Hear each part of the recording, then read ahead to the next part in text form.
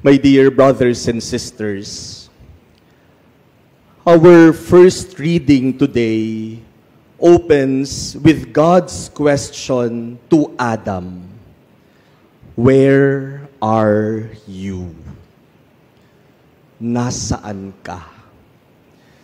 And these are the very first words that God addressed to a human being as recorded in the Bible.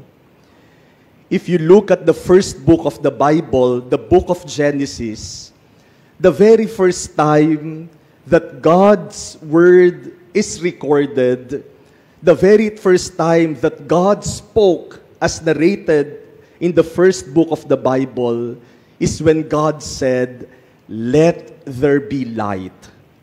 Yun ang unang-unang beses na salita ng Diyos na mababasa natin sa Biblia. Let there be light. But when God said that, He was not talking to anyone. Wala siyang kinakausap. He was talking to nothingness, so that from nothing, there may be something, light. But the very first time that God conversed with man was when He asked the question, "Where are you?" Hinahanap niya si Adan at si Eva. At hinahanap niya sila dahil nagtatago sila. At bakit sila nagtatago? Galing na rin kay Adan ang sagot. He said, "I heard you in the garden, but I was afraid because I was naked, so I hid myself." And God said, "Who told you that you are naked? You must have eaten of the fruit that I told you not to eat." Because of guilt and because of shame, for the sin they have committed, Adam and Eve hid themselves. Nagtago sila dahil sa kahihiyan, dahil sa kasalanan na kanilang ginawa laban sa Diyos. Our gospel today on the solemnity of the Immaculate Conception of Mary is the famous story of the Annunciation. But let it be clear, my dear brothers and sisters, that the Immaculate Conception which we celebrate today is not about Mary conceiving Jesus in her womb. Ito lamang yung ebanghelyong binabasa natin, pero hindi ito tungkol kay Jesus na ipinaglilihi ni Maria sa kanyang sinapupunan. Ang ipinagdiriwang natin ngayon ay tungkol kay Maria na ipinaglilihi sa sinapupunan ng kanyang ina, si Saint Anne. Because Jesus does not need the Immaculate Conception. He is God. He is sinless. But Mary needed that because as a human being, she could receive the stain of sin inherited from Adam and Eve. Kaya yung ipinagdiriwang po natin ngayon na sana malinaw sa ating mga Katoliko ay tungkol kay Maria na habang ipinaglilihi sa sinapupunan ng kanyang ina, ay iniligtas ng Diyos mula sa kahit anong bahid ng kasalanan. Immaculate Conception.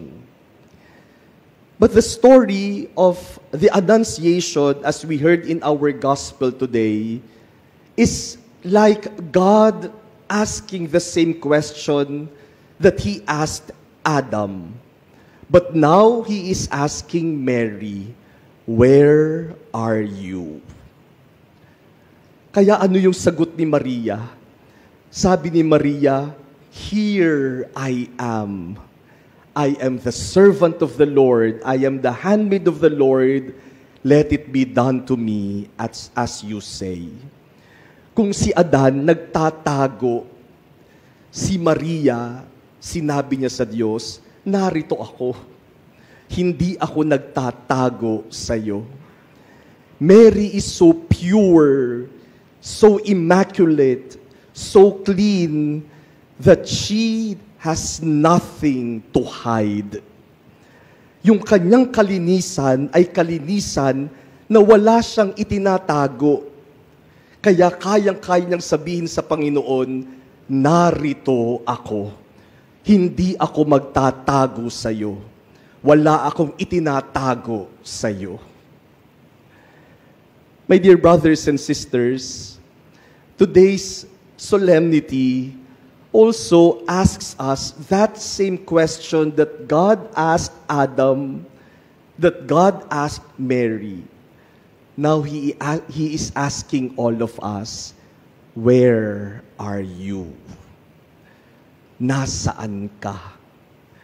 And God is looking for us because God wants to see us.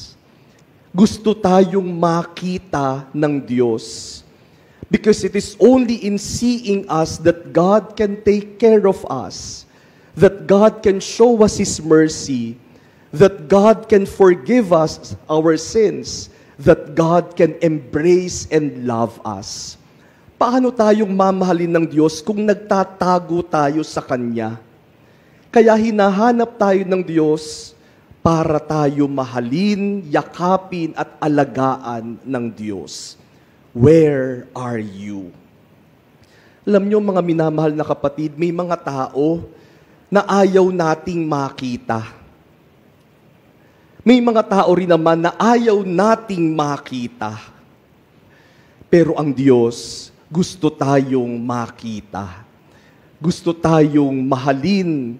Gusto tayong alagaan. Gusto tayong iligtas. Kaya gusto tayong makita ng Diyos. Sadly, my dear brothers and sisters, many times we hide ourselves from God because of sin, because of the evil that we do, because of the immorality in our lives. Kaya dahil sa kasalanan, nagtatago tayo sa Diyos. Hindi ba yan naman ang epekto ng kasalanan? Kapag yung isang bata nakabasag sa bahay, magtatago. Ayaw magpakita dahil baka mapagalitan. Kapag nakagawa tayo ng kasalanan, ang tendency natin magtago. Ayaw nating ilantad ang sarili natin. Gusto nating itago ang kahihiyan na ginawa natin. Kaya mag-iingat po tayo sa mga taong maraming inililihim. Kasi kung mabuti yan, bakit inilihim? Kung totoo yan, bakit isisikreto? Kapag maraming inililihim, baka maraming ginagawang masama. Pag maraming isinisikreto, baka maraming ginagawang illegal. Kapag itinatago, baka may ginagawang hindi mabuti. If we are clean, if we are without blemish, if we are immaculate like Mary, we have nothing to hide. Ang taong tunay na malinis, hindi nagtatago at walang itinatago. That is why St. Paul tells us in our second reading today that God has chosen us to be holy and without blemish before Him. Walang kapintasan para hindi tayo tago ng tago. Hindi ba halimbawa po yung mukha natin may blemish, may pimple, may dumi, minsan ayaw nating lumabas. Magtatago na lang ako kasi baka makita yung hindi maganda sa mukha ko. O kaya magsusuot ng mask para maitago. Hindi ko naman po sinabi yung mga nakamask ay may tinatago. But when there is something that is not beautiful, that is not clean, we try to hide. Kapag mayroong mga importanteng bisita sa ating bansa, di ba, tinatago yung mga illegal settlers because they are not beautiful to see. Tinago. Kaya kapag merong karumihan, ang tendency natin magtago. Pero kapag malinis, dalisay, immaculate, walang itatago. Hindi magtatago. Parang si Maria sasabihin, narito ako.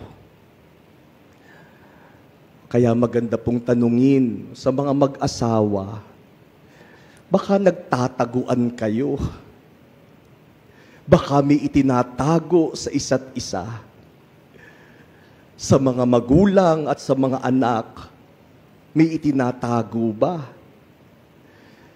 Sa ating ugnayan sa bawat isa, ano ang ating mga inililihim? Baka yung mga bagay na yan ay hindi maganda, hindi mabuti, masama, kaya itinatago.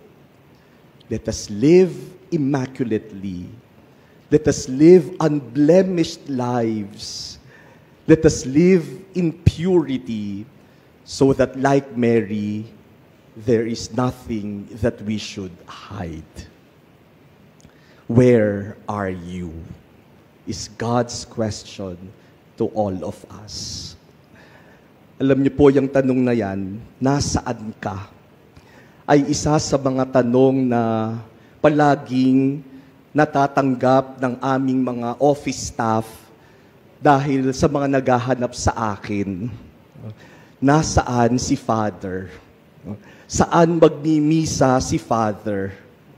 Kaya nga minsan nagbibiro ako, kaya nga hindi ako nag-asawa para walang naghahanap sa akin eh.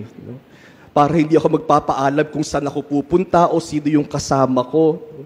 Kayo naman, hanap kayo ng hanap. Bakit hindi nagmimisa si Father 3 araw na? Ako nga, hindi ko nabibilang eh. Kayo nabibilang nyo. Nasaan? Nasaan? Kapag wala po ako dito, nasa mga meeting po ako.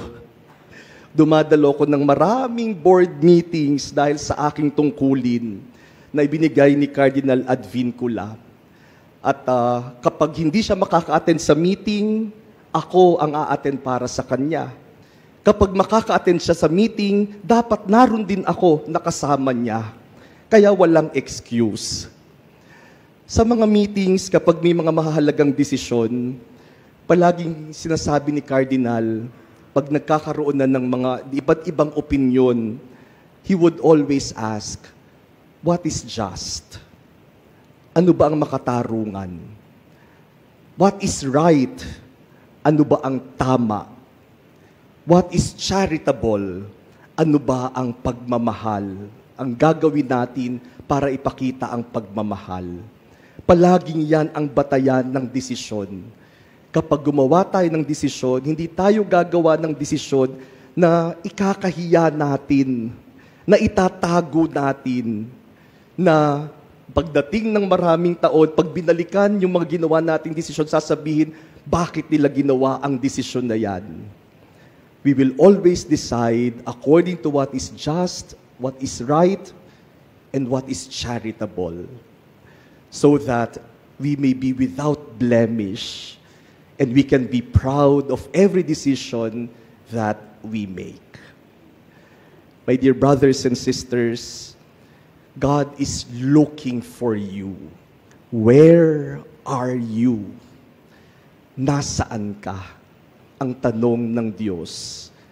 Ang tugon ni Maria, narito ako. Sana ganyan din ang maging tugon natin sa paghahanap ng Diyos sa atin. Like Mary, may we always say to the Lord, I am here. I am just here. I am always here.